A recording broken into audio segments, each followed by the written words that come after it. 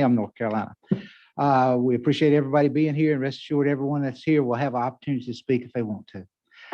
First, I'm going to have an invocation, and I'll call on the pastor of Lamb's Chapel, Mr. Brian Biggers. Brian, if you would, sir, come up. I told him I was going to brag on him a little bit, but Brian and I have talked on and off for the last 10 or 15 years or so. We meet in Walmart and places like that. We've talked about life and religion and politics and everything there is to talk about, haven't we, Brian? Meet in the pub a time or two, Mayor. It's good Yes, to be sir. here, buddy. But thank you, sir. Say a few things about your church and then give us the invocation, sir. I'm glad to be retiring. That's all I'm going to say. Attaboy. Father, we want to thank you so much. Thank you for this town. This is the greatest place on earth to have a family and raise our children and make friends. We've enjoyed living here so much. Thank you for your blessing on this place. We just want to pray a simple prayer tonight, as our first president in his prayer the day he was inaugurated said, we believe that unless the Lord builds the house, we labor in vain. We trust you. Ask you, put your hand on this town. Bless this place. Make it a place of peace, true justice and honor. Prosper this place by your kindness. Thank you so much for the people that serve and care and build businesses here and take care of us here. We're grateful for them. Pray especially tonight for those that are going to be put into office. Your word said, select people that will rule with honor and justice and righteousness. Thank you for folks that are willing to serve, take their time to care. We appreciate them. And I pray they have the wisdom of God in making decisions. Father, also tonight, we want to remember the family of Buddy Boggs, who served so long at Hall River. Pray for that family, your grace and his passing. And thank you again for this place. We love our town. We love living here and having family here and friends here. And we thank you for what you've given us, the way you've prospered us. And we trust you that your grace will stay on this place. In the strong name of Jesus, we pray. Amen. Amen. Thank you, sir. City of Graham does mourn the passing of former Mayor Buddy Boggs. And thank you, Brian, for saying something about that for us. Ladies and gentlemen, would you please stand for our Pledge of Allegiance?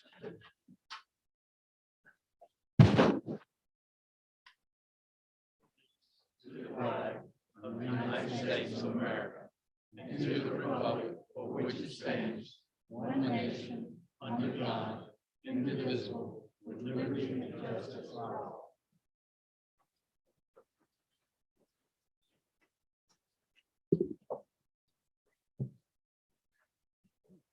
Ladies and gentlemen, we do have a few things of business we have to take care with the city council. And if you would recognize Darby Terrell, our city clerk. Darby, if you do the code of that ethics for us, please. Where's Darby? Right here. Yes, Mayor.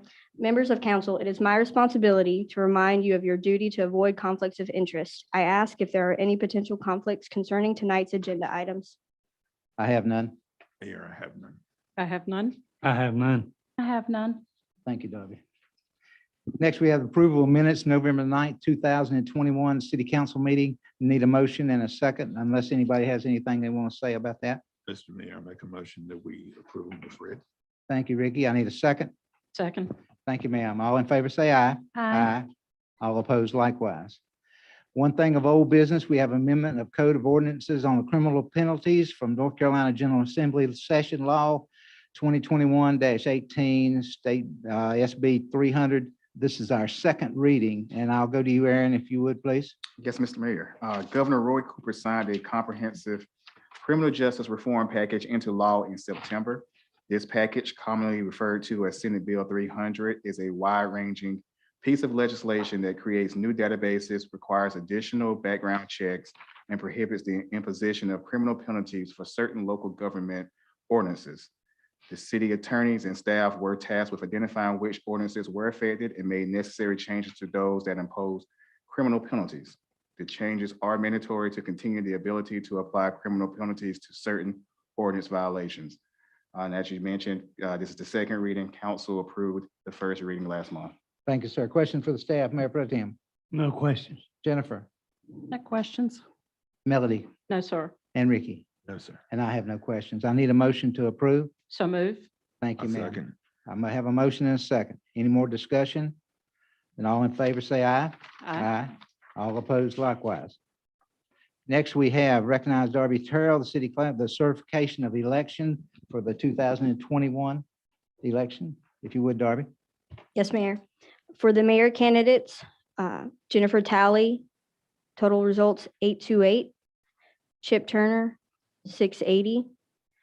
Let it be known that Jennifer Talley has been duly elected as mayor, serving a 2-year term expiring in 2023. Council member candidates, Daniel Alvis, 309. Jeanette E. Beaudry, 195. Bobby Chen, 685. Brooke Flood, 119. Edith J. Montoya, 400. Joey Parsons, 663. Melody Wiggins, 540. Let it be known that Bobby Chen and Joey Parsons has been duly elected as council members, serving a 4-year term expiring 2025. I will make a motion to certify the election.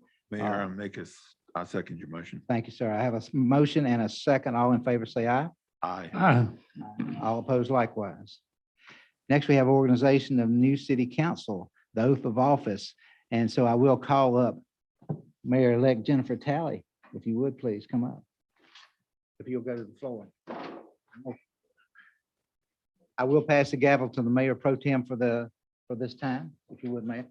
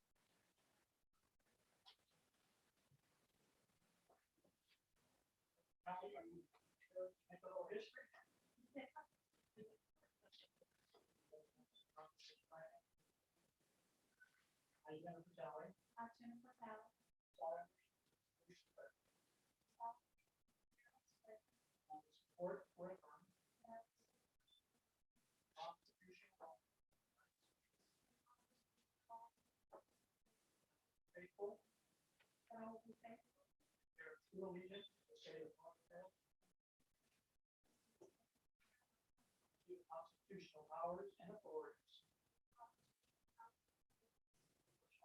may be established. The government thereof. And I will endeavor to support. Maintain and defend.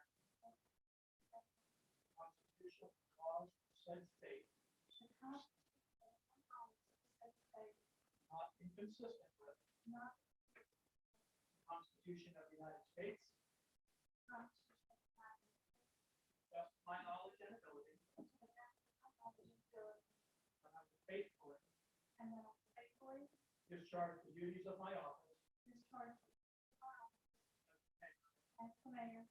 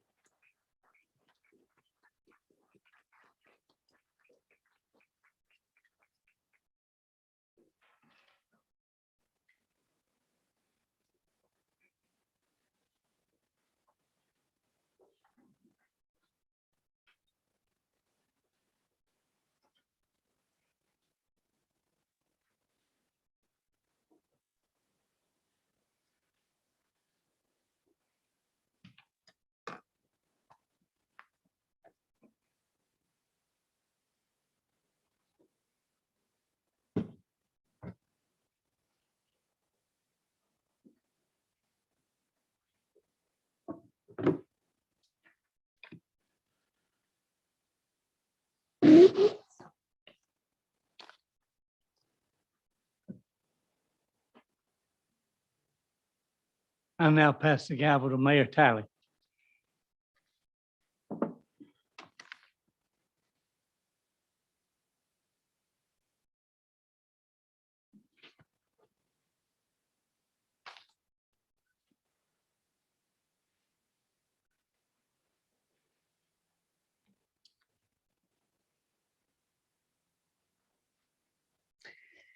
Okay, and the next item on the business is going to be for the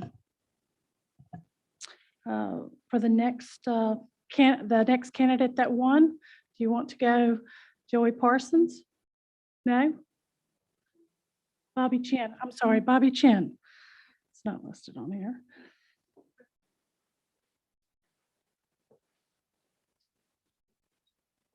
And we have Meredith Edwards here. Earlier, for anyone that didn't know, that was our state representative, Dennis Riddell, that administered the oath for me. And we have Meredith Edwards here, the clerk of Alamance County. We're very happy to have her here today. Bobby Chin and his wife.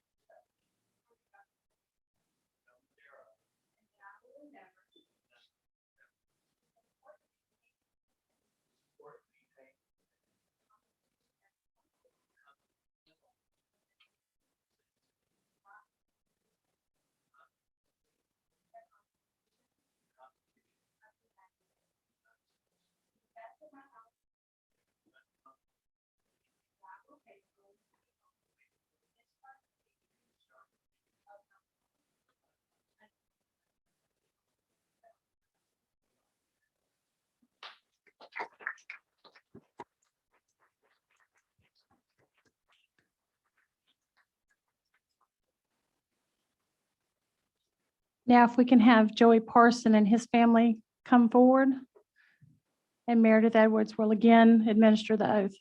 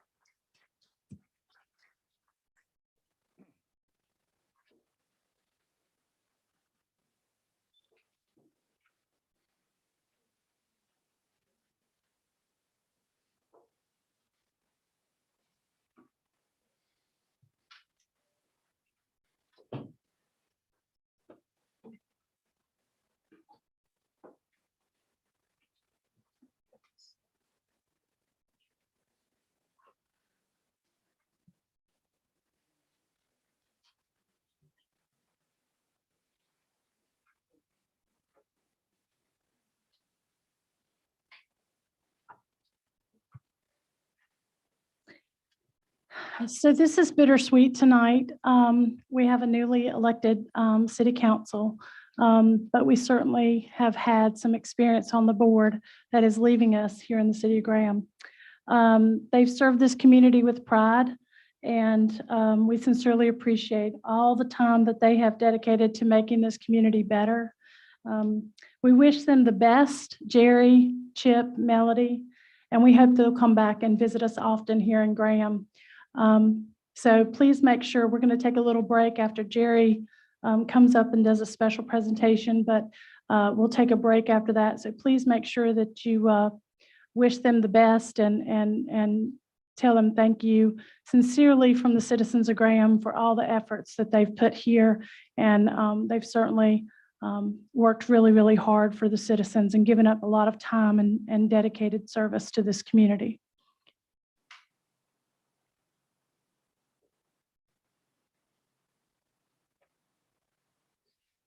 Thank you, Mayor Talley. Mayor Talley, Councilman Hall, Councilman Chien, there you are, Bobby, and Councilman Parsons, new city manager Megan Garner, and Assistant City Manager Highland. Tonight, we've turned over the leadership of the city of Graham to y'all, and we're excited to do that. Graham is always and will always be my home. I need to first thank all the citizens of Graham that allowed me to be part of Graham for almost 50 years. It's been an honor and a privilege. As mayor, any success I've had comes from the citizens and the people that surrounded me. Managers like Bruce Turney, Ray Fogelman, Chris Rylands, Frankie Maidens, and Aaron Highland, to the city staff that I was blessed to work with, and to the city council members that served with me. To each one of you, I need to say thank you. I've had the support of my family, and of course, the one person that allowed me to give the time is my wife, Jan. She stood with me through a lot and given a lot herself. We will continue our teamwork together in the coming years with the same love and devotion to each other that got us here.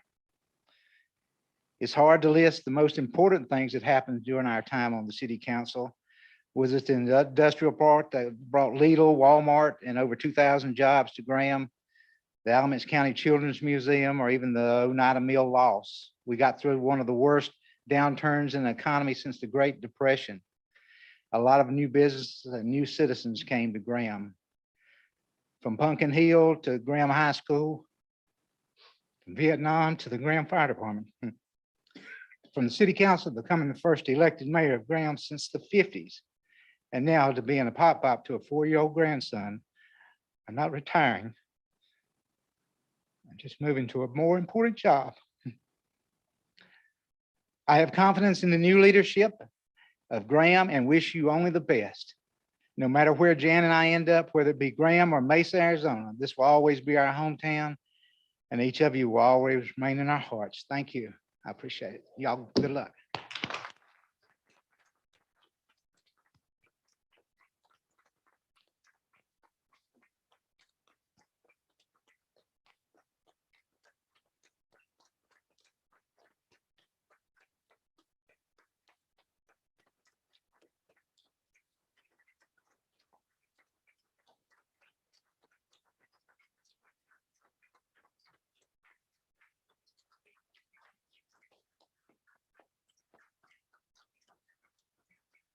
We'll take a 20-minute recess.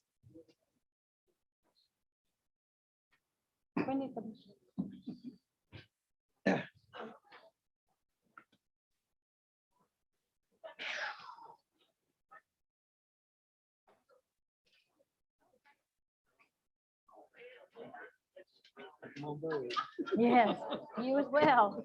Let me introduce you.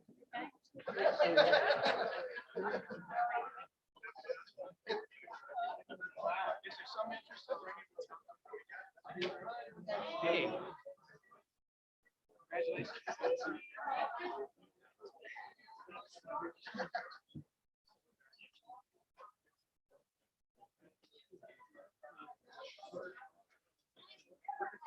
How you doing, Jennifer? Congratulations. Thank you so much.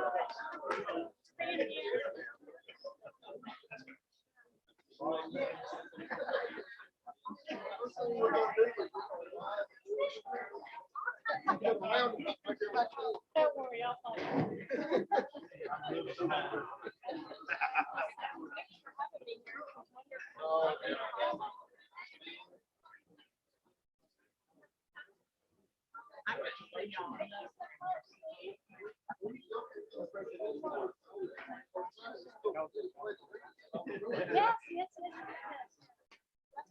Oh, you're welcome. My pleasure.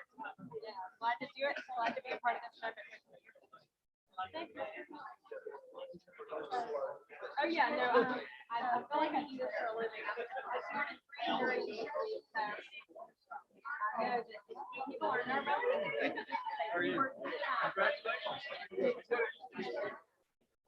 I know, yeah, thank you. I know. You know this gentleman here, Megan? Right outside here. One may be in the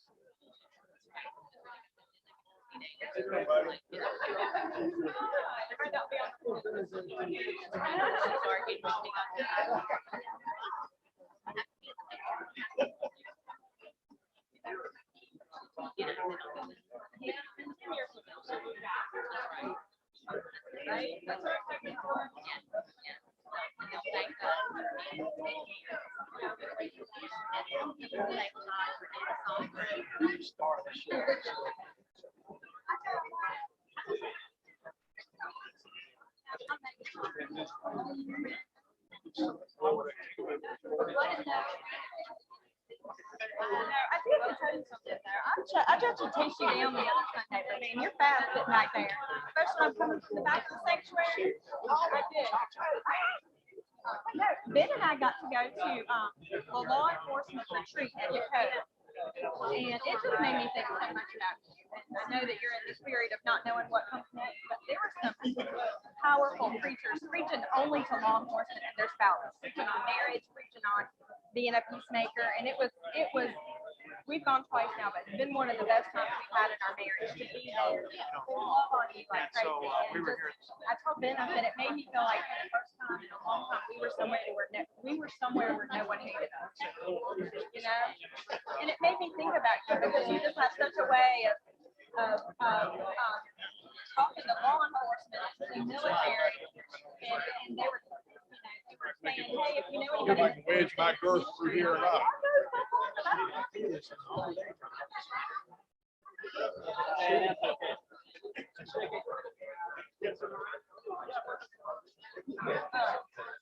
And they're so good to law enforcement and their spouses. I mean, there was a lot of ministry on your marriage too while you were there. I mean, just break you down and build you back up. You know what I mean?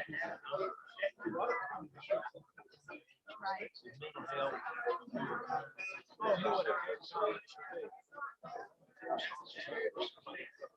You know what? That would be difficult. That does sound like that would be hard, especially if they have kids.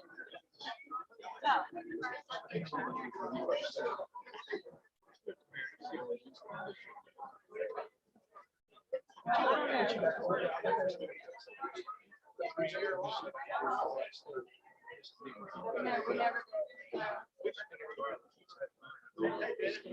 Lord has a serious plan. I know, we all have that.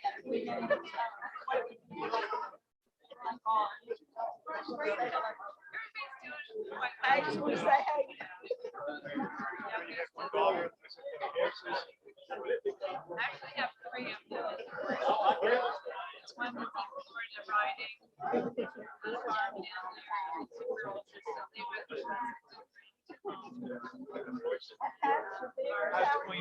I'm fine since I quit taking care of it. Or you'd be taking care of mine if you take care of it. Oh, really? They are great.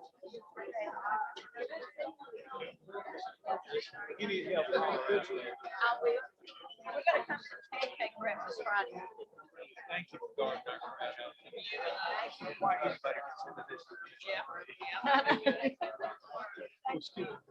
gonna get a picture of my little boy here. I want to see this. Everybody eat on there.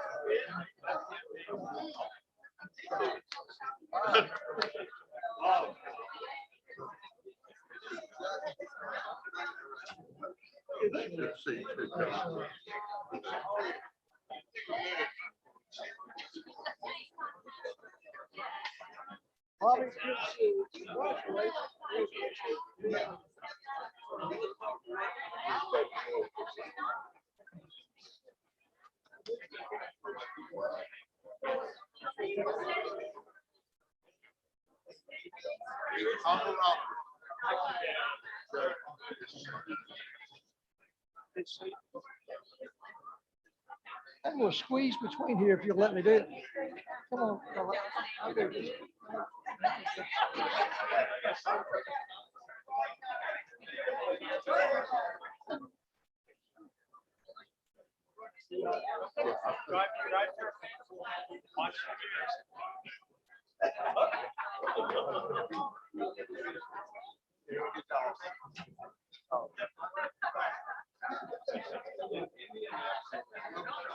Low in that airport.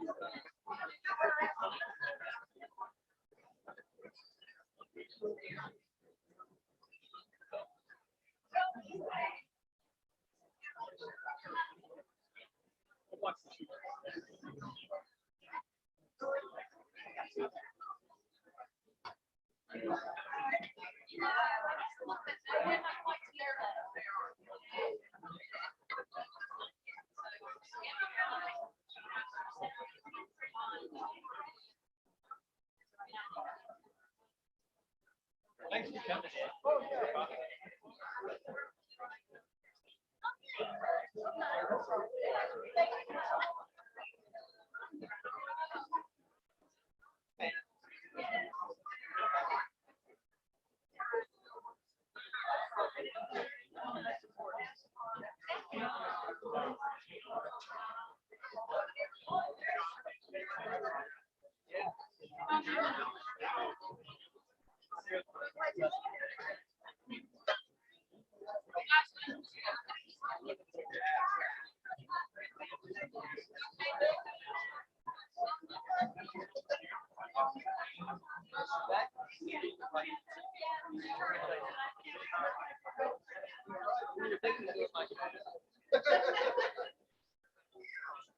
It's where at night you light up the blue.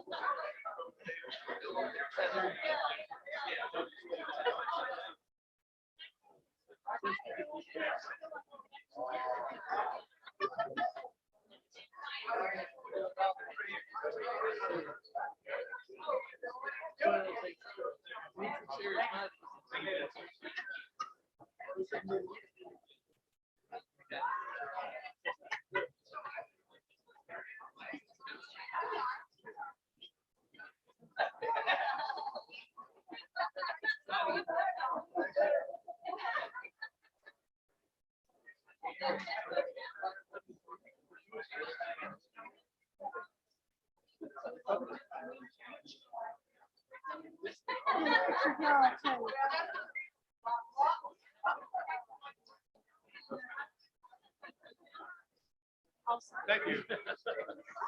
Yes, there are. And a lot of folks. I'll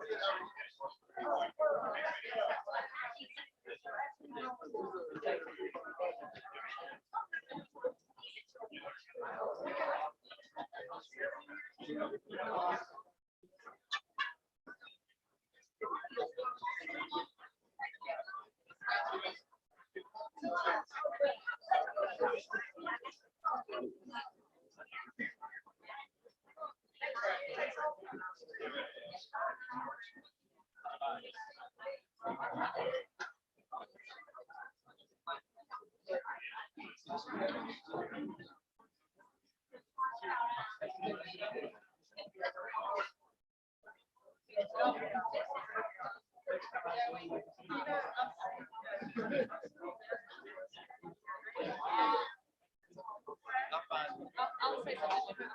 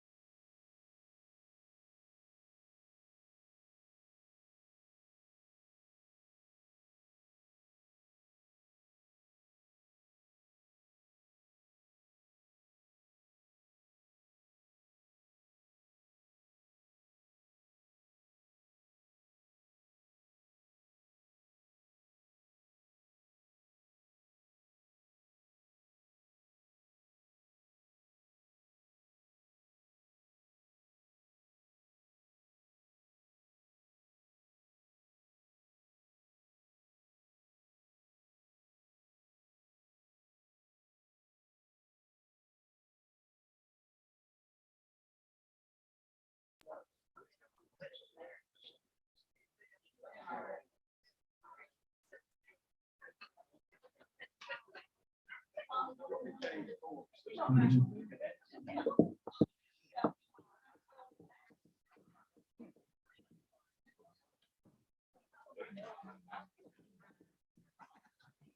what I'm getting ready to do. I got a dinner engagement I want to go to. Good to see you. Thank you. Thank you for coming out tonight. Take all that cake home.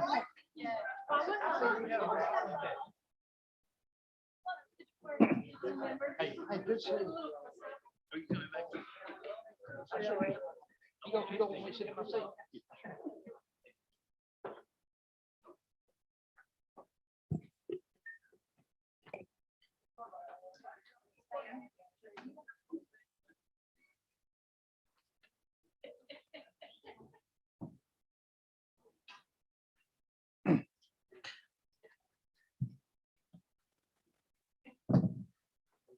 Is it time yet? We'll call the meeting back into order.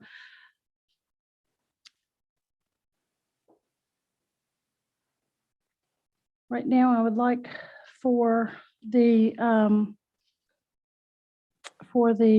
like to introduce Patricia Rose, representative from Stout, Stewart, McGowan, and King.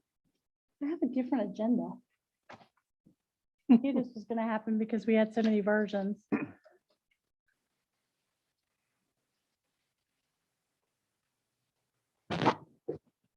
Where? Oh, yes, I'm so sorry.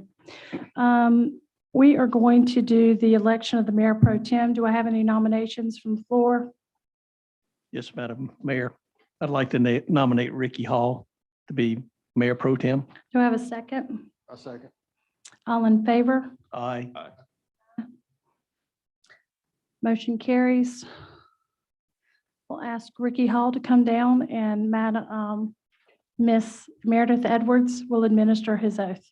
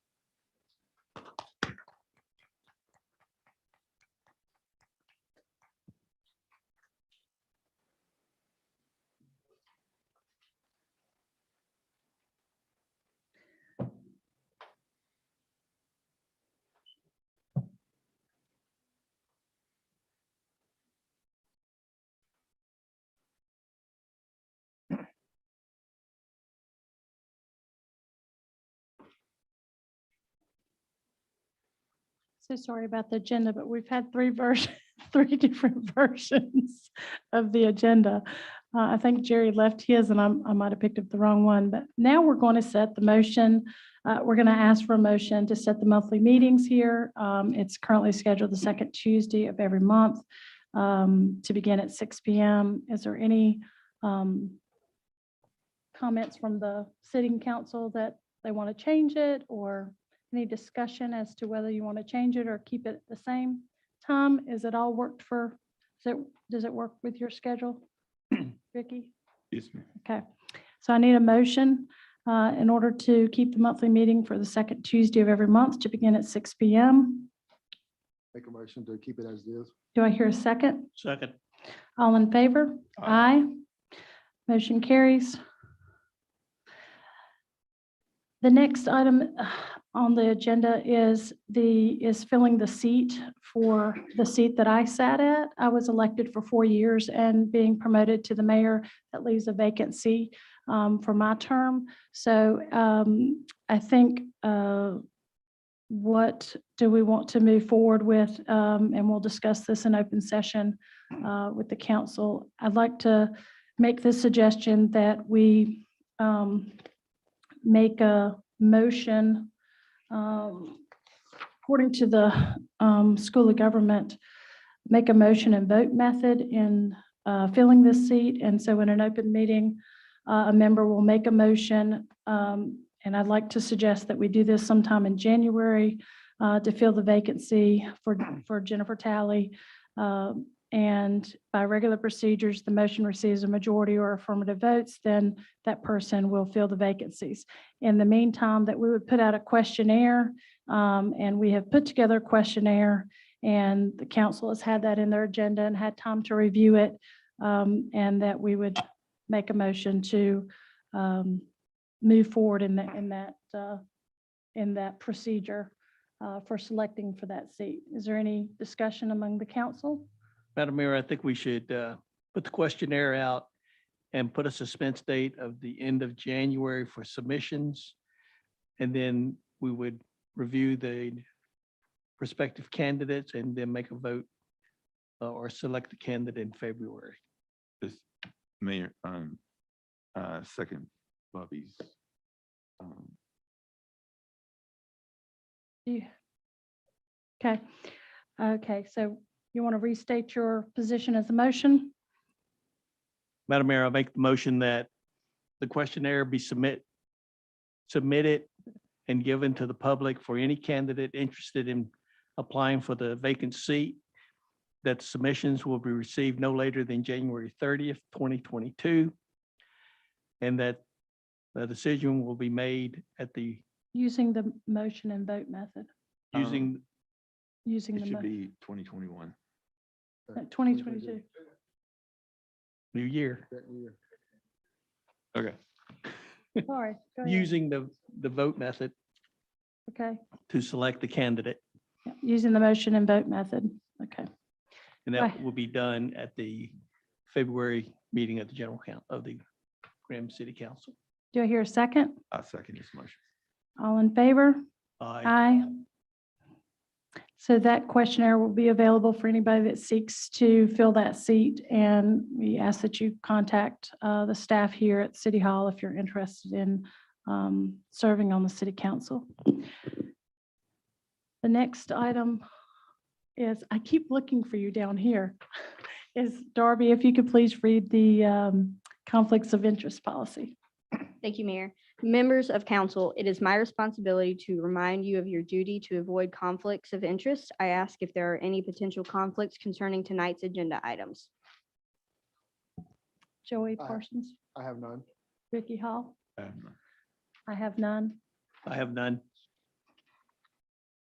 Okay, seeing as I have none, we'll move forward.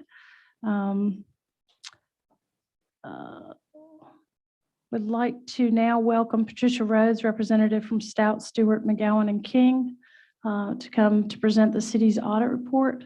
We'd also like to recognize Julian Corden, our finance director, who works tirelessly to produce those things that she has in her arm.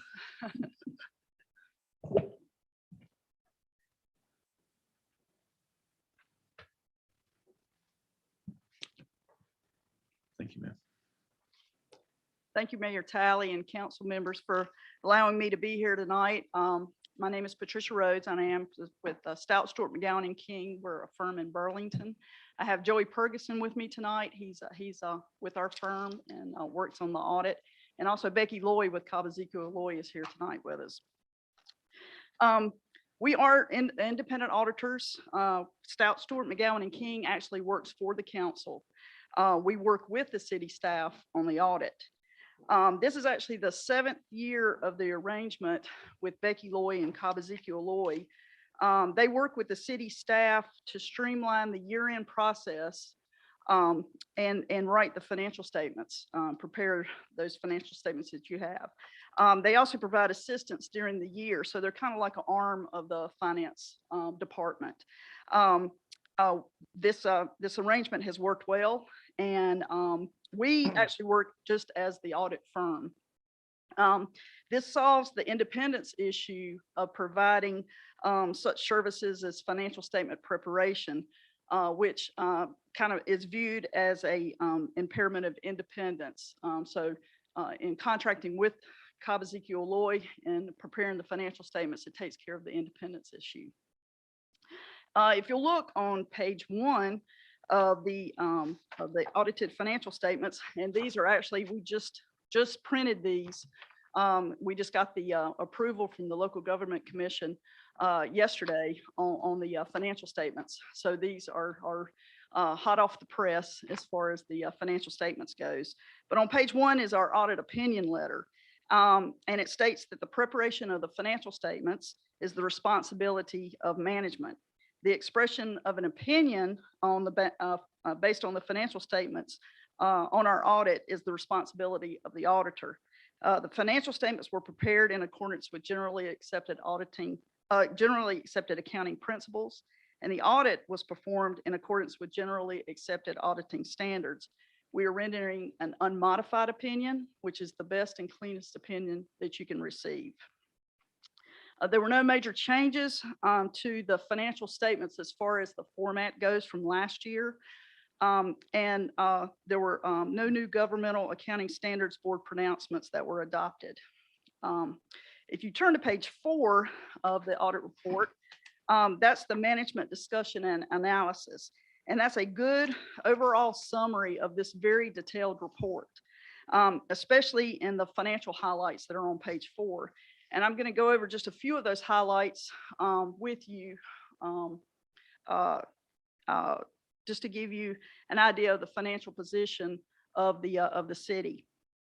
At the close of the fiscal year, the net position, overall net position of the city was $71,491,000.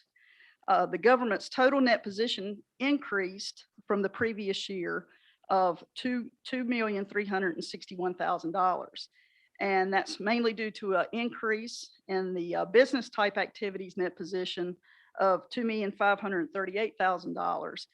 There was actually a decrease in the governmental type activities net position of $177,000. The governmental funds reported combined ending fund balance of $14,818,000, which was an increase of about $159,000 on the budgetary basis. And that's approximately 28% of that $14 million is actually non-spendable or restricted. And that number is $4,210,000. The available fund balance of the general fund, which you hear that term a lot in talking about the strength of a city. But the fund balance of the general fund at the end of the year was $9,138,000, or 66% of the total general fund expenditures. The state average is for municipalities is about 50%. So you can tell you're above that 50%. The required minimum by the state is actually 8%. So you're well above that number. And then the 30% that the city has determined that they want the fund balance should be maintained at, you're still well above that 30%. And the total debt for the city actually increased about $1.6 million, but that was mainly due to the water pollution control revolving loan for the sewer improvements that were done this past year. It was a very busy year. Many projects were nearing completion or were completed, and some were just getting started.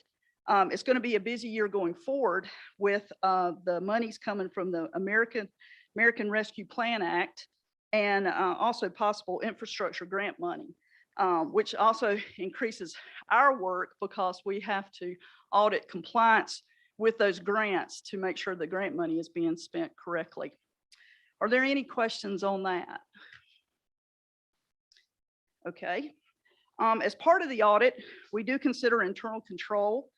We are required to report to the council any material weaknesses or significant deficiencies that come to our attention. Nothing came to our attention that we were required to report to you. There were also no prior year findings that needed to be corrected. Now we'll look at a little bit more of the financial information in a little more detail on the slides. The first slide is the general fund. I do have one question. Oh, yeah, sure.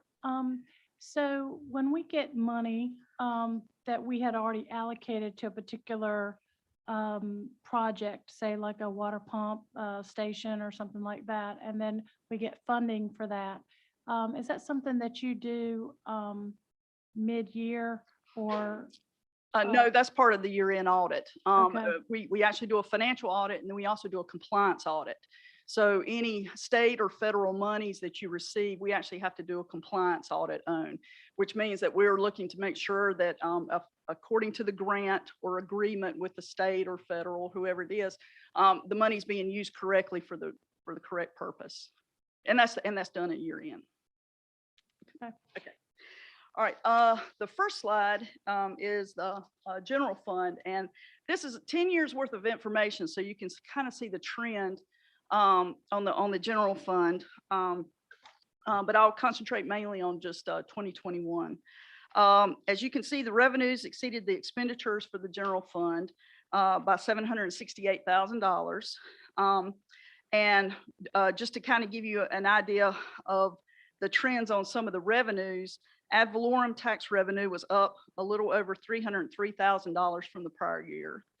The tax collection rate remains very high at 98.3%. And the local option sales tax was up over $735,000 from the prior year. There was an overall increase in revenue of about $1.4 million from the prior year. And there was an overall increase in expenditures also of a little over $1 million. And one thing I did want to draw to your attention in the general fund, I wanted to point out that there was one department that was over budget, and we're required to let you know this and draw your attention to it. The council budget was actually over, the expenditures were over the budget, and that was actually due to legal fees that exceeded the budgetary amount. And state law requires you to remain within the budget. So just have to remain cognizant of expenditures going forward and make sure you stay within the budget. The next slide is water and sewer. The water and sewer exceeded the revenues exceeded the expenditures of about $1 million, and that was actually before transfers. The overall increase in total revenues were up over $844,000 from the prior year. And also that was the charges for services were up a little over $380,000. And that was due to mainly increase in the other operating revenues, and that's including connection fees of about $650,000. And there was a slight decrease in total expenditures of almost about $90,000 from the prior year. And then the next slide is the garage fund, or the internal service fund. As you can see, for 2021, expenditures exceeded revenues of about $36,000. There was a slight increase in revenues of about $8,000 from the prior year, and a slight decrease of expenditures of a little over $11,000 from the prior year.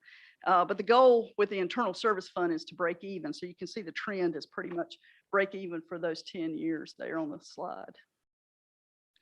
And then the next page is 3 years worth of data, including assets, liabilities, fund balance, and some useful ratios to see kind of the comparison of the 3 years for some of the major funds, the general fund, the water and sewer fund, and the garage fund.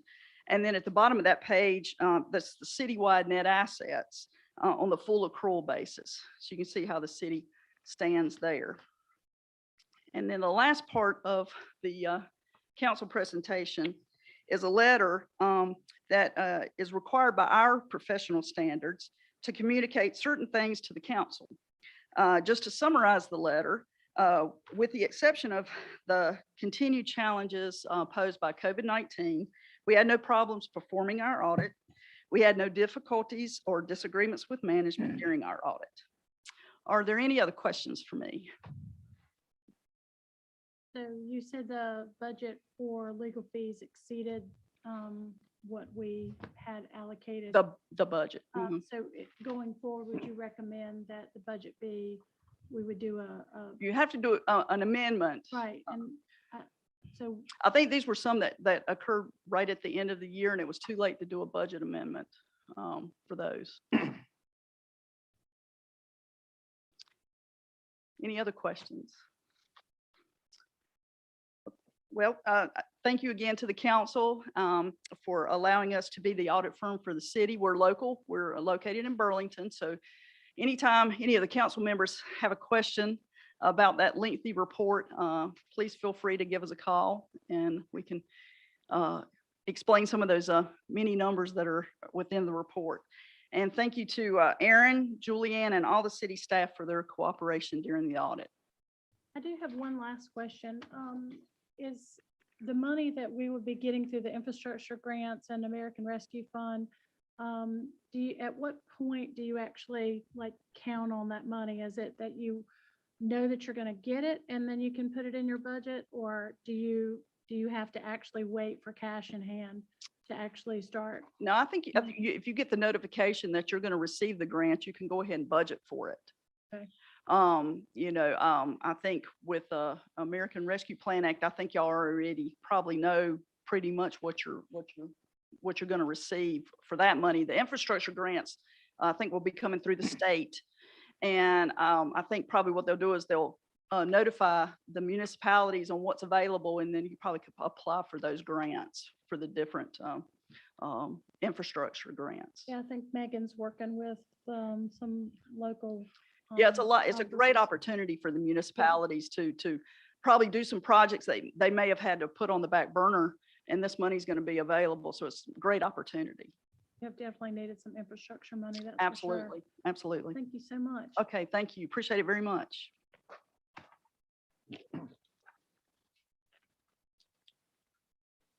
So, any other council members have any questions?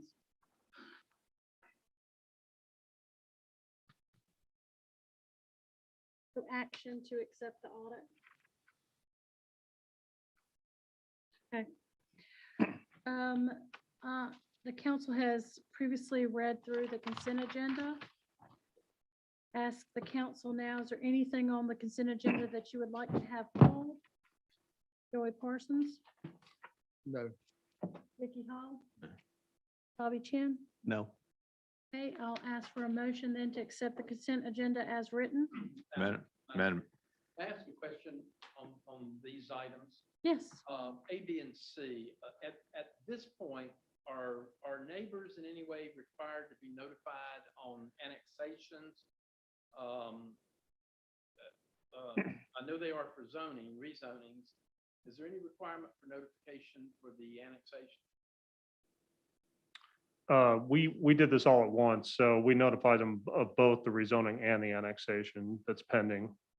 And then for tonight, it's just the resolution that sets the public hearing for the actual annexation, which will take place at the next meeting. And so the annexation and the rezoning will be considered at the same meeting. I only raise it, Madam Mayor, because I heard some conversation during the break questioning whether everyone had in fact gotten these notifications. We notified per statute, yeah. Notified what? We notified per statute. The example I heard would be within, what is it, 50 feet? 100 feet. 100 feet. Yep. Yep, everyone within 100 feet of all of the I- properties listed were I notified. had heard that also as well. And I think it was Chad Huffines, I believe. Chad, did you get a notification from the city regarding the annexation? So we go based on current tax map data through the, He's lived there for quite a while, haven't you, Chad? which property? So it's, I think if I recall correctly, it's across the street and towards the interstate. And he's like, just, I would guess within 50 feet of the property, subject property. Yeah, I'll take a look at that. I have the list of the certification of who I notified, so I can take a look at that. Well, based on that, is there anyone here in regards to any of the items on the consent agenda that would like to speak tonight? Okay, so Justin, in the event that someone's not notified, then what would you do going forward? What would the process be for you? So first we review the notifications just to make sure that they are accurate. And then if they wish to appeal that, on grounds that they weren't given proper notification, then they can request that the item be tabled and that they be given enough time for proper notification. So that's an avenue that they would have available to them. If they don't object, then we could move forward as normal. But you feel like you've notified, I certified that I notified what the buffer was on the GIS for 100 feet from the edge of any property. So Chad, would you have objection to us going ahead and annexing this in as a result of, based on, he's gonna look to see that he's notified you or sent you notification, or do you object to that at this time? And then I'll poll the council as to whether they want to table it. Mayor, with all respect, I called the city today, I saw the sign.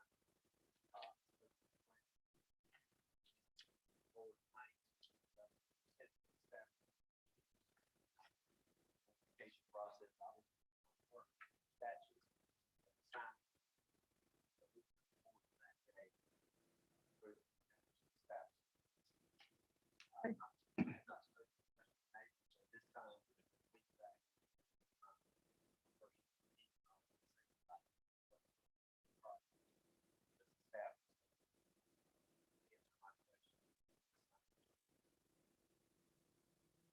Well, we would have a legal issue if we didn't do proper notification, and we would just have to come back before the council. Is that correct, Aaron? If I can, the item tonight isn't for an actual annexation. It's just to set the public hearing for the annexation, which will Okay. be next month. But what we can do, like Justin said, is take a look and see who was notified and who wasn't, based on going because in GIS, you can put in a peripheral distance and it picks up those properties. If council wants us to increase it a little bit more, we can, and maybe that's why I didn't pick up on Chad's property, because it could have picked up everything within 100 feet, but he may have been 105 feet. So those things do happen sometimes where it doesn't pick up a certain piece of property that might be right on the outside. And I know Councilman Hall could probably speak to that. It won't pick up if it's outside of that area, but we can increase it just a little bit to make sure we pick it up. Will on the entire property.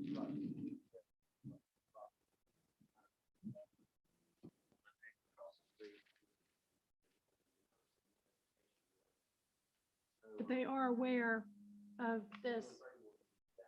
Okay. I do know that there's a problem, but I do know that the sign is.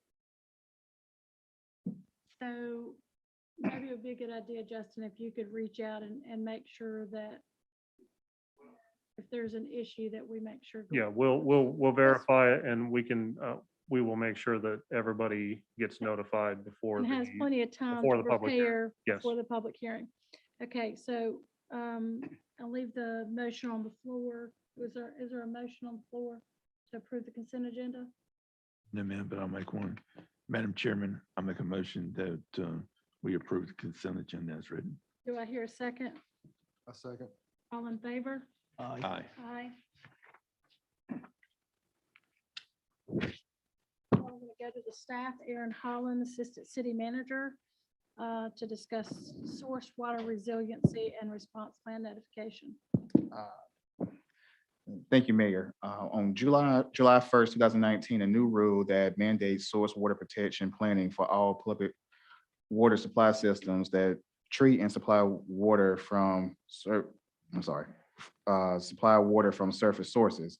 It is required for all public water systems treating and furnishing water from a surface water source to create and implement a source water protection plan to be in accordance with 15A NCAC 18C.1305A and GS 138-320. So what you have before you tonight is that staff's notifying council that this plan is in place and it can be looked at on request. These are plans we can't put into your packets for you to review due to sensitive information. But as part of the criteria of this plan, we have to make sure that we make notification to council that the plan is in place. Okay, thank you There's so much. no action. All right, and now we're going to recognize Captain Daniel Sisk from the Graham Police Department to talk to us about the Community-Oriented Policing Services Grant Approval.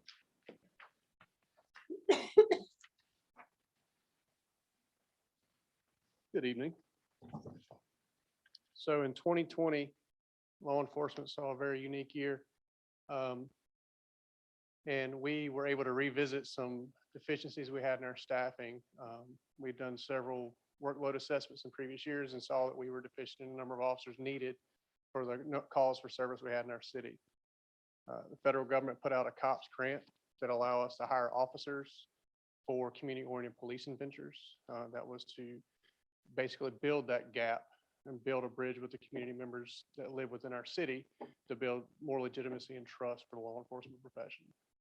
In this case, we applied and were approved for $750,000 of federal grant money for funding for at least or at most 5 years. It funds 6 officers for 3 years of those 5. The extra 2 years is to allow for recruiting and hiring. That would be a $250,000 payout per year from the federal government, and the city would have to provide funding for the additional amount for the officers. Okay, any questions? Joey Parsons? No, ma'am. Bobby Chin? No questions. Well, you know, I am just happy as a kite. So I am so excited about this police grant. The Graham Police Department has woefully been in need of additional staff there. I think you hadn't hired a patrol officer since 1999, if that's correct. Yeah, our staffing levels from the patrol division haven't gone up since 1999. Over 22,000 calls last year for service, Yes, ma'am. including the cat in the tree. Yeah.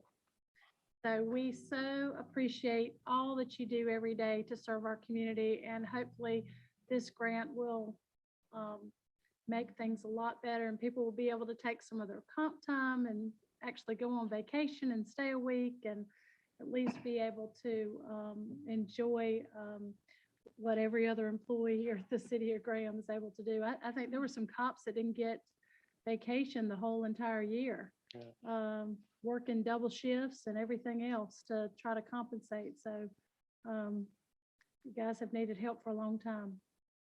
Thank you so much. Appreciate you being here today. Not a problem. Thank you. Yes. Madam Mayor, just a question, the 250,000 that is the city's share, Can you, State your name. the 250,000 that is the city's share, is any of that needed before the 4th year? I mean, is it 3 years of total federal and then the city amount kicks in? you know, Aaron or Megan? Not repeating one more time. Well, it was 750, as I understood it, from the federal government. And then there was some mention that 250 was the share that the city would need to come up with.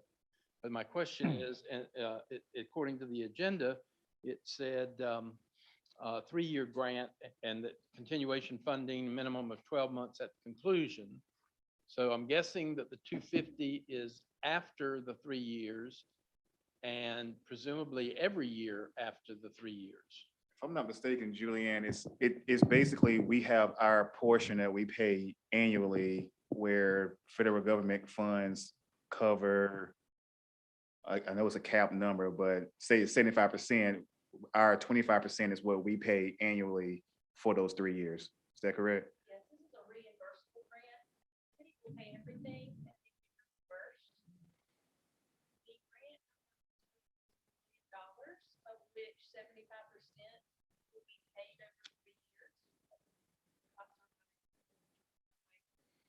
The city will be on the hook for the balance. It says 25%, but through the staff report, once you have to look at the max 25%.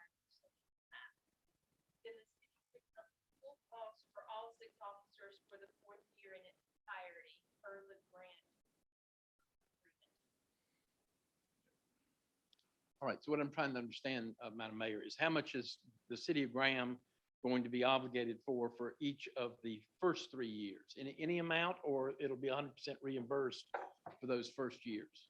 No, we're on the hook for at least 25%, but our actual percentage is higher and it's in the staff report. The staff report says the 3-year total cost for the city would be $440,376.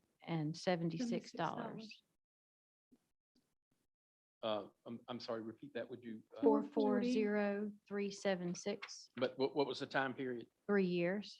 During that 3-year period, that's the cumulative total for the city. Correct. And Okay. then we have a year where we have them all.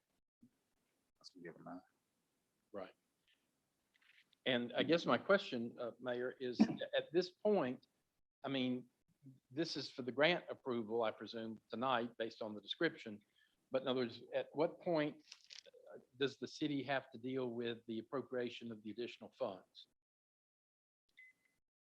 Its share, For what we pay every year. for these extra 6. So if you take the 443,76 and divide it by 3, that amount, is that what you're saying? That's my guess, but Yeah.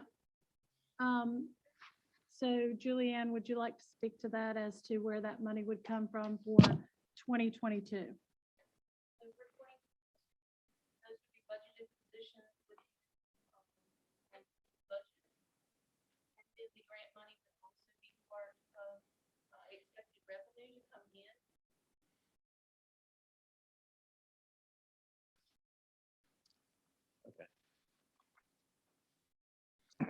Mayor, just as a long-term issue, I think this city, as other cities, have to be cautious that they're not getting, I'm going to use the term sucked in. I totally agree with your description of the need and the advantage of having the money, but the difficulty comes in the hit that comes part of the way through and especially at the end. I mean, at this point, $1 million or 700 and some thousand would be several cents on the tax rate, if I'm not mistaken.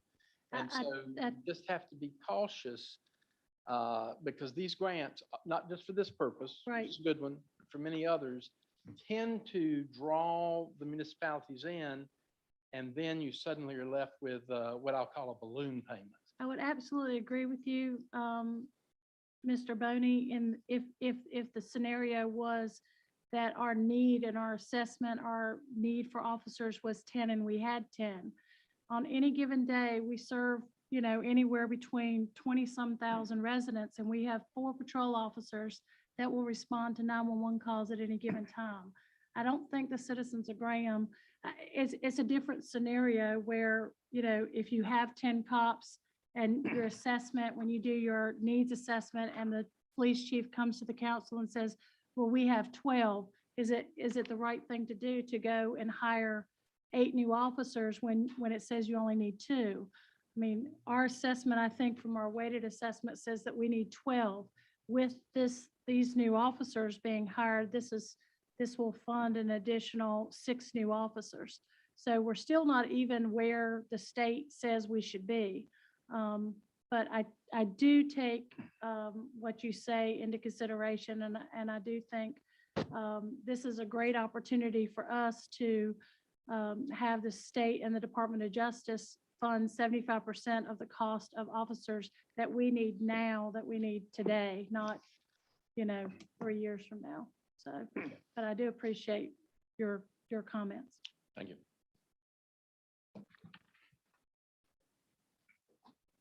So do I have a motion in order to approve the acceptance of the COPS grant awarded by the Department of Justice for 6 new officers? Madam Mayor, I move to approve Second, the acceptance of the United States Department of Justice Office of Community Oriented Policing grant for the entire 6 new deputies.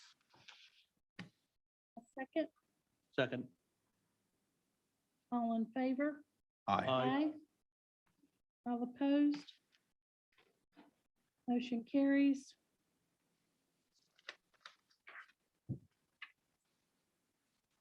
Next item on the agenda is the planning board for the filling the vacancy. I believe we have 1 vacancy there as a result of Mr. Chin, who previously served on the planning board and now has been elected to the city council. I will say that I personally did not know that we even this was going to be on the agenda. And I think I polled the clerk and she said that there wasn't enough time really to advertise this position on the commission.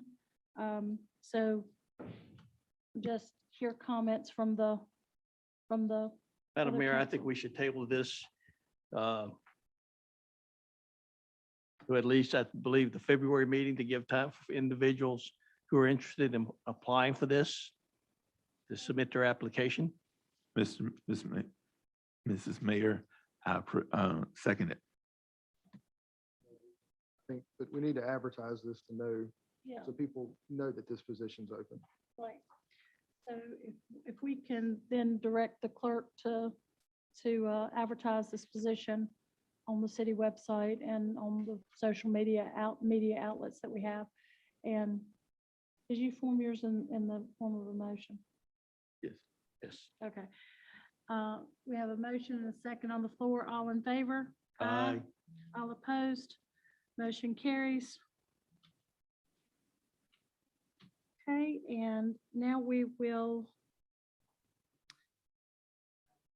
discuss the, go to staff in regards to the amendment to the development ordinance as required by North Carolina General Assembly Session Law 2021, Senate Bill 300. Recognize Justin Snyder, our planning director. Thank you, Madam Mayor. So the state of North Carolina, as you're aware from Aaron's previous reports, recently passed the criminal reform omnibus bill. And as part of this approval, the state's modified local jurisdictions authority to assess criminal penalties in the development ordinance. I believe there were 10 situations in the development ordinance where we are no longer allowed to charge criminal penalties.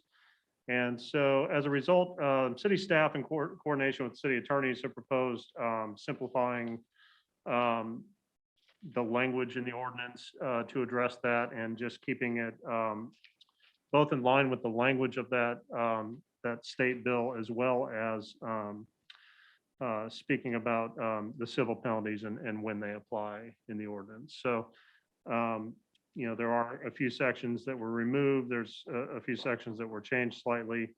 And we believe this puts us in compliance with that Senate bill. Is there anybody here to speak about these amendments to the ordinance? Okay, hearing none. We'll close the public hearing and discuss it among ourselves. Bobby Chin, do you have any questions or concerns in regards to this? Having read through it, I believe it's consistent. Joey? It's fine, man. And just to kind of clear up for anyone that is listening, Senate Bill 300 this is part of North Carolina's justice reform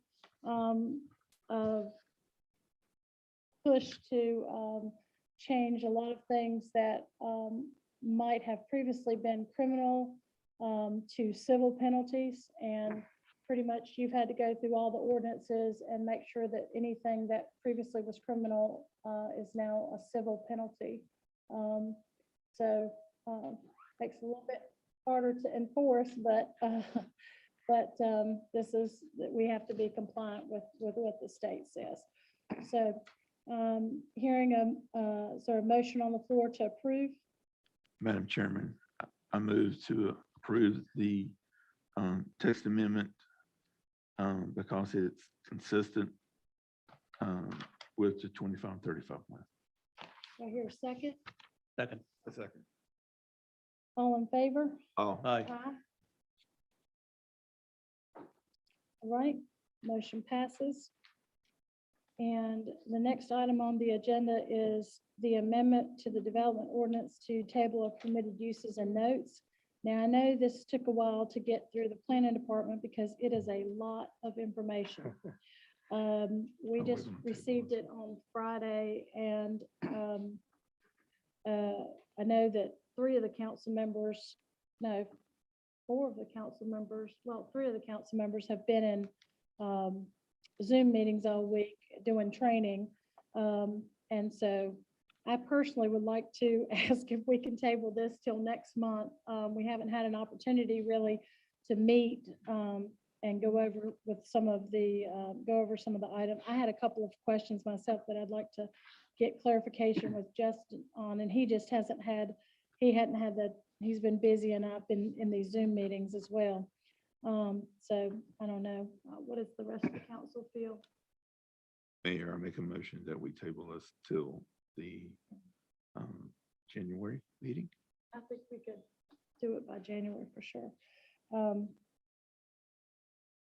Bobby? I second it. Okay. Okay, all in favor to table this until January 2022? Aye. Aye. Motion carries.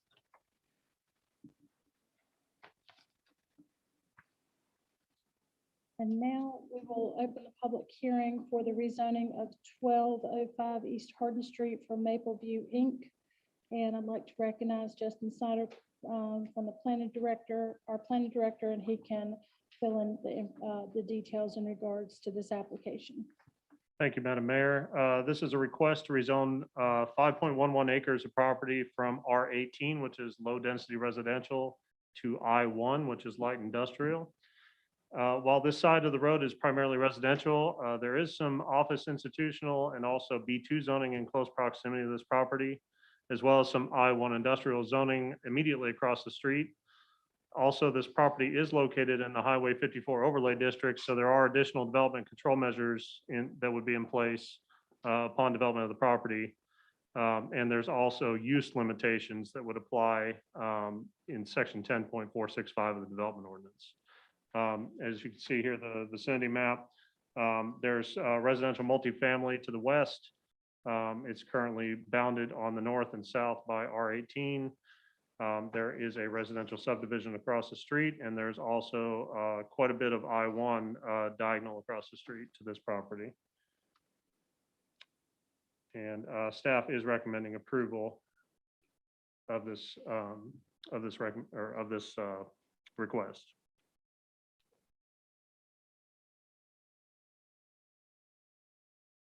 All right, so is there anyone here tonight to speak on the rezoning of this property? It's going from, it's 5.11 acres, and it's going from low density residential to, it's being requested to be changed the zoning to light industrial, I1.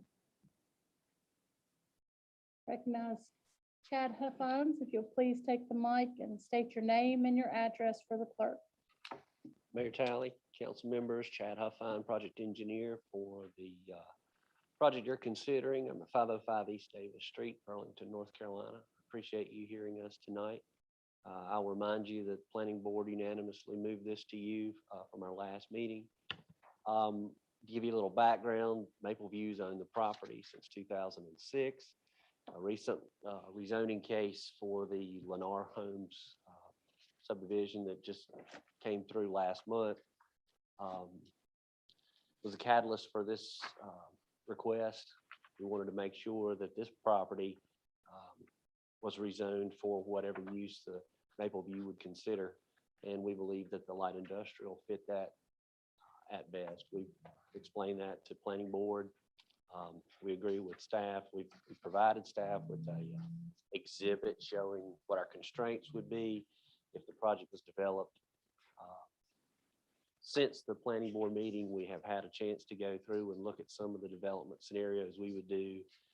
I will mention to you that the project would likely involve a 10 to 12,000 square foot building surrounding vehicle access, and the impervious surface in that case would be around an acre, acre 0.1.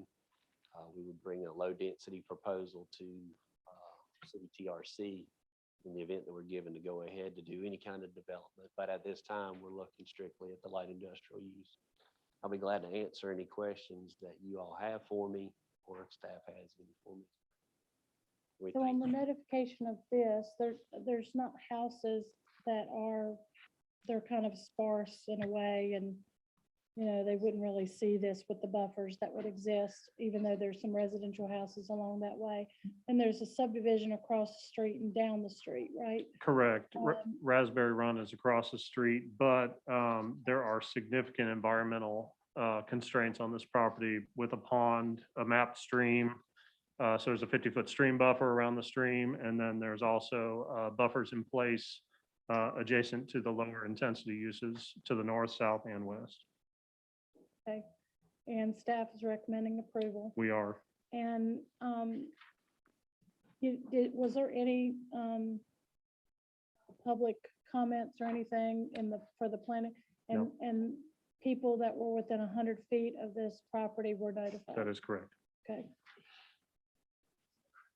Madam Chairman, if I might speak, can we increase that buffer to 150? No, we can't put conditions on this. This is not a conditional And zone. then when you pull the, Oh, you're talking about the notice buffer. yes, Yeah, so that would require a text amendment, okay. but we could certainly Can we bring put that that forward. on, can we put that on the agenda for next month? Sure.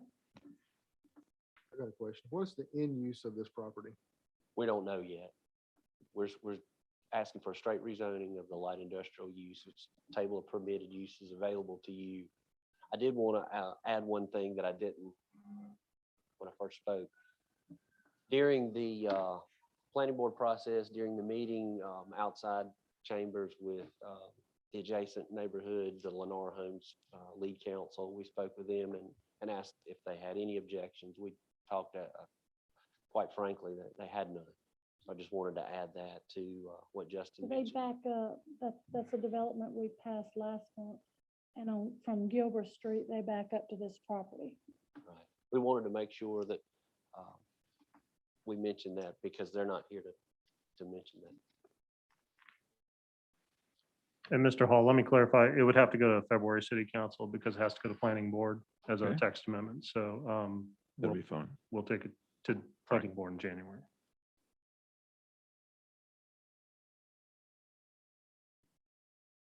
Anyone else like to speak? I'd like to close the public hearing and we'll talk about ourselves, as city council. Bobby, what do you think? I think probably, given what's going in off of Gilbert, that it's probably a smart move. I think it's fine. I think it's fine. Okay, do I have a motion on the floor? I move to approve the rezoning request to I-1 because it is consistent and fully consistent within the 2035 comprehensive plan. Okay, can you state the reasons why it's consistent?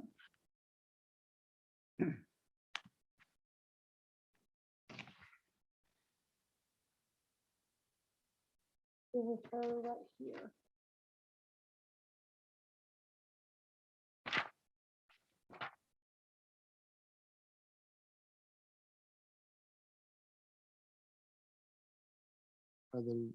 We're here.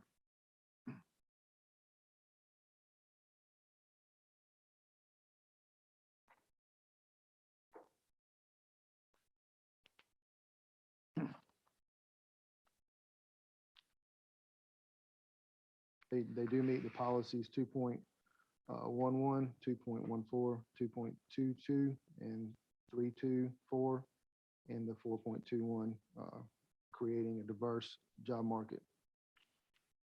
I think you meant 4.31. Oh, I've got 4.31. It's a typo in the staff report. It's 4.3.1, but I put 4.2.1 the recommendation. Okay, all right.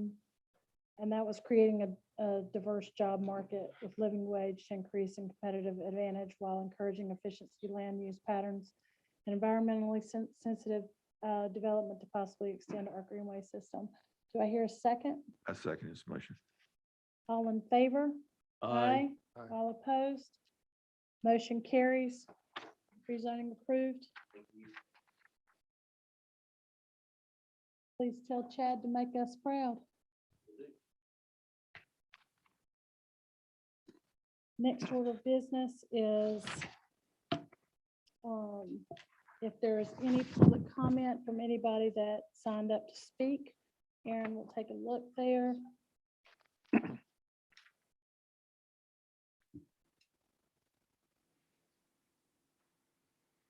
and Keith Westbrook, if you would like to come forward.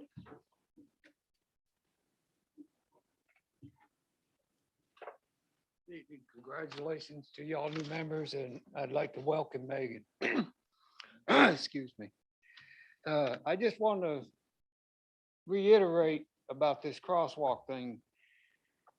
I know that Graham, I know y'all hands are kind of tied. All I want is the support that I'm getting from y'all, Justin. I think as long as I've got your support, I know the problem is with who it is, but I can't get them to do nothing, and that's, you know who, the DOT. But I'm not gonna let up. Now, we got holidays, right? But come January, I'm going back over there because they told me that a month and a half ago, they was gonna call me back, guaranteed. And guess what? They didn't call me back, so I'm gonna go back over and see them again.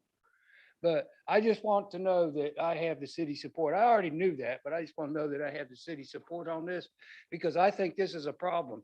If anybody wants to see the problem in person, go up there some morning and watch these kids try to cross there to get over there to go to school. To me, it's pitiful that we treat our children like this. There's no way for them to get across the highway. And then when they get across the highway, there's a crosswalk for Trollinger to go across to get to the sidewalk, but guess what? They don't use it because they're afraid they're going to get run over, so they walk down the other side of the road. Now, why do we have a sidewalk there if they can't use it? I think it's paramount that we get a crosswalk there, and if we got to have a crossing guard, but I think our kids deserve to be able to get across that highway to go to school. Do you think, what is the priority on the Elm Street sidewalk? I know it's been on the books since, gosh, I was on the council a long time ago. Well, we've put in some of that sidewalk that you're referring to. Yeah, it goes down to that building, down to right? The event center building. Yeah. Yeah. So we are working on that, and then as we obtain right of way, we do work on that. And we are communicating with DOT. I know Okay, Justin. I know y'all are. I know y'all are. And I guess from your standpoint, ours is sort of the same way. We just contact them and just keep bugging. And I'm not really happy with the school either, because when I called over to the central schools and talked to them, they relinquish all responsibility. The only person that they say is responsible for that problem, like with the crosswalk, and also the street there where they picking up kids and the kids are running across the, in front of traffic. Central Schools has told me, informed me that it's not, they can't do nothing about it now. I don't know how many thousands of people we have working in Central Schools, but I think it is their problem because they should do something about it. They have told me that it's not their responsibility. They can't do nothing, that it's the principal. Well, how in the heck is the principal going to do that out here when he's supposed to be inside doing his principal work? So, you know, I've got a problem with a lot of people, but it's not none of y'all, believe me. You're the only ones that's helping me. But So is the recommendation from the staff to DOT that a crosswalk be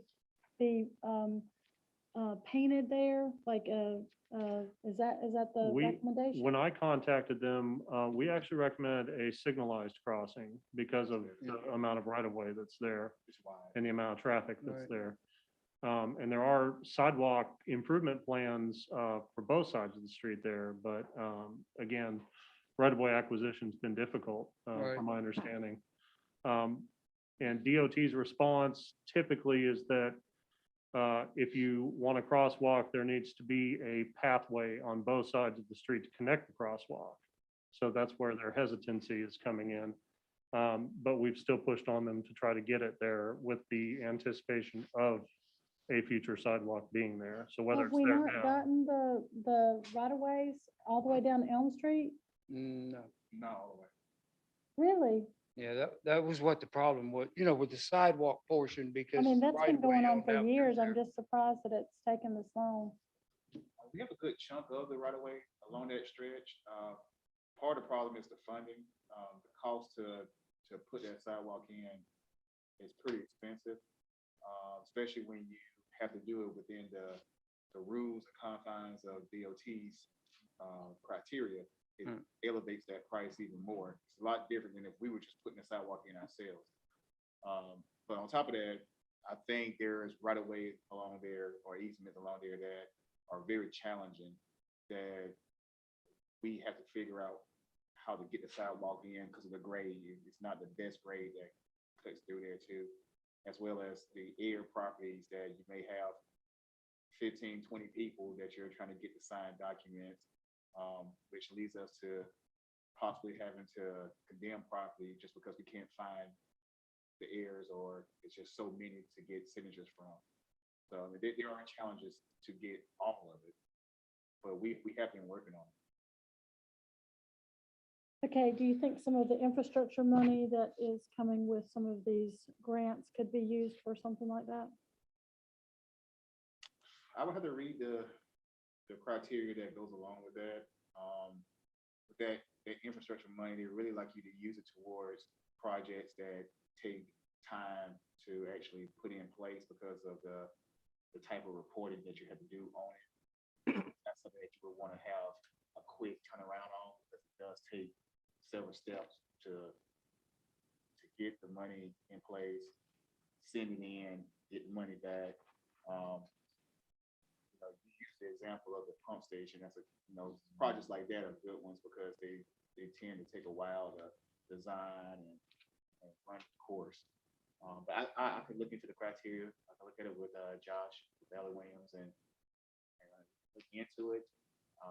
But I think the infrastructure projects probably land themselves better on the water sewer side. So maybe the police chief or Officer Sisk, I mean, when you have situations where, I know like when Lamb's Chapel lets out, they have an officer there.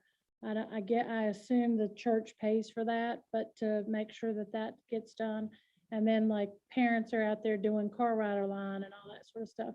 Is there what would you suggest that works in order to try to make that crosswalk safer?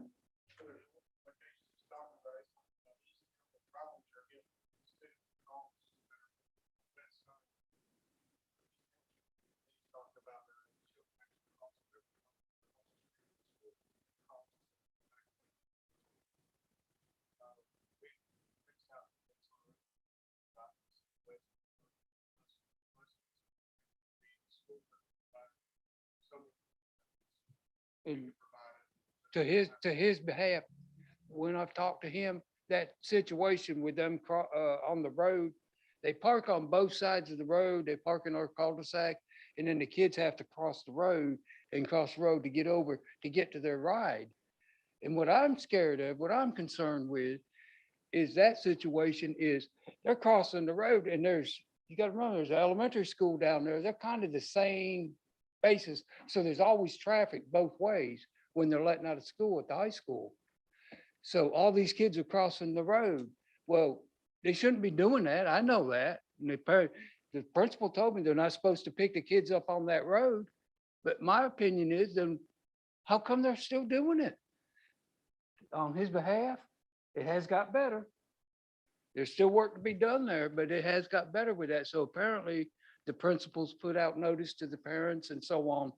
But all I want, Mayor, is I don't want to see no child get hit over there. Right, of course. And it's dangerous. If you watch them kids, and like that one boy, that young man told me, I talked to him 3 times before, and he told me, and that just stuck with me, and I'll never forget it. He said, why do you care so much about us? You know, that was his last comment. I said, I do care about y'all. I said, you have the right to walk across and walk to school if you want to and get across this road. He says, well, they don't care. Now, who they is, I don't know who he's talking about. I don't care.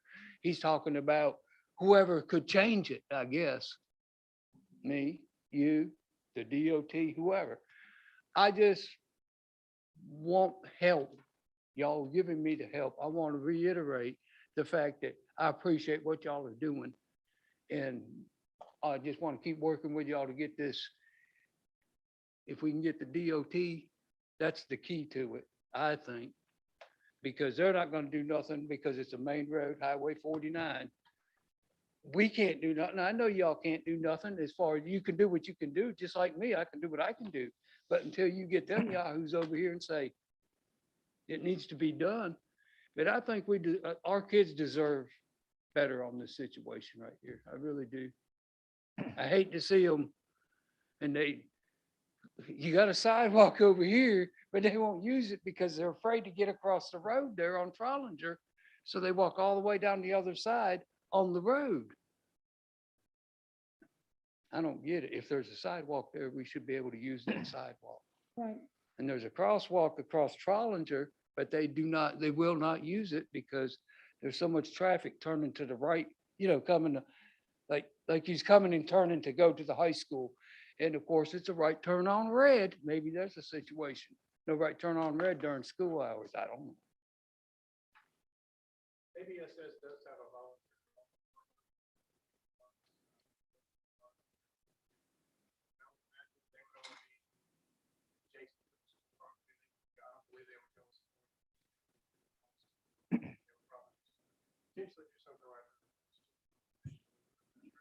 Yeah, that'd be a good idea if we could do. That'd be easy to do, I think, just because of the fact that the DOT's gonna, the crosswalk across Elm Street's a main highway. Trollinger, it's a DOT road, but it's just, we could probably have them put a crosswalk there if we need one, but I So don't. maybe you can coordinate with Officer Sis to get in touch with that program and see what we can do. At least that would be a Because they've asked temporary me about, fix. and I thought about this too, and I said, I would love to, if I would volunteer to go up, be a crosswalk. But the whole problem is, ma'am, I'm disabled and I just don't think I could commit to say I could do this job 5 days a week. You know what I'm saying? Believe me, I have a hard time if I work all morning. I'm probably going to have to take a nap that afternoon. That's just the nature of the beast with me. But anyway, I just would like to know that I still have, and I know I do because right there, your support on trying to get something done about this, because the problem's not getting better over there. It's getting worse because, you of course now you got more students, you got more students walking. Before they never used to walk across there. And the kids never walked from that area. They do now. I feel like we should give them the right to walk to school and be safe. I agree. Well, I think that project for the sidewalks there has been in the works for a long time to complete. I mean, a very long time. And I want to say that 20 years. sidewalk, to get that sidewalk complete would be something great because even the school kids, there's a lot of people that, believe it or not, walk up and down that road. And, you know, it's probably not the safest road to walk up and down, but they still do it. But, you know, if we had that sidewalk there, that would take that away from Right. that situation too. But Well, we appreciate you coming here tonight and talking to us. Thank you so much for your I concern thank you about for listening Graham. to me. Appreciate you loving Graham. Aaron, Justin, keep up the good work. All right. Thank you. Does anybody else wish to speak? Okay, now we'll go to staff comments. Mary Fawcett. Bob. Justin, Gonna keep you guys busy the next couple of months. that's good. That's okay, we can do it. Aaron. Barbie. Megan. I will just thank everyone. This is the start of week 5 for me, and everyone from the city council to staff to citizens has been very kind and welcoming. And I just want to say thank you for that. And I'm very excited to be here in Graham. We're very excited to have you. I will now go to the city council for comments. Joey, you have any comments? Bobby? I just want to thank those who elected me to this position, but understand that I represent all the citizens of Graham, and I will do my darndest and the best effort to move Graham forward, that we should be proud of this city. And for taking an opportunity or taking a chance for an outsider who's only been here 2 years to be elected to this position as a councilman. So there's work to be done, and I appreciate the opportunity. Bobby is a hard worker. I know he'll do Graham proud. Mayor Pro Tem? I would like to first thank the council for honoring me with the Mayor Pro Tem motion. Retail to me. Like Jennifer says, we got a lot of work to do this coming year, and we'll look forward to making Graham better. So we have hit the ground running. We have a lot of projects in the hopper. We have been working very, very diligently. I love to hear from, citizens that come here to the council. You're always welcome to come and speak your piece, and we will definitely listen with open ears.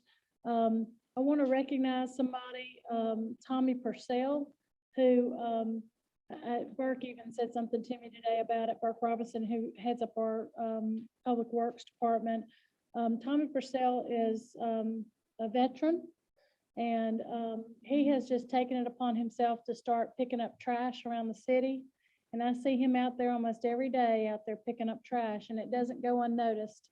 And, our street department sees him doing that, and he was asking me, he was like, do you know who that guy is? I was like, yes, I do. And that gentleman, he is also disabled, but he gets up every day and wants to go out and make his community better, and we need people like that. And I just want to recognize him for just being a great citizen to take up his time to do that literally hours a day. And you could see him anytime downtown or around on these streets picking up trash, and we just really very much appreciate him. I want to invite everybody to come to Trolley Rides this weekend.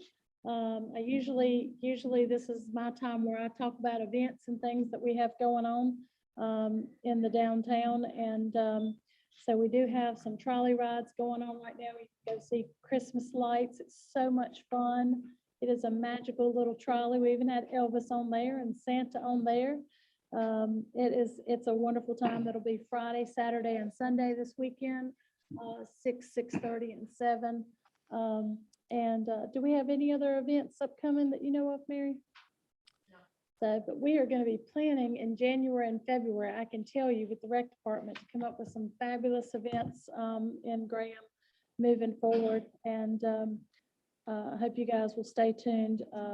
had somebody call in the radio station today and say, are we definitely going to have our beach music back downtown for Thursdays at 7? And I assured them that we would. So we definitely want people to be out there dancing in the streets and having a good time in Graham, and we greatly appreciate that. So one of the things that I just wanted to bring up, and this is my last item, for the council to consider, the council members to consider, is to make a list of priorities and goals that they would like to see, and challenge my fellow council members to come up with things that there's a whole list of items that we can be working on that I know citizens have probably come to you, Joey, and to you and to Ricky, and said, you know, we want to see redevelopment at the interstate. We want to see a Chick-fil-A. We want to see, you know, all sorts of different wonderful, great ideas that our citizens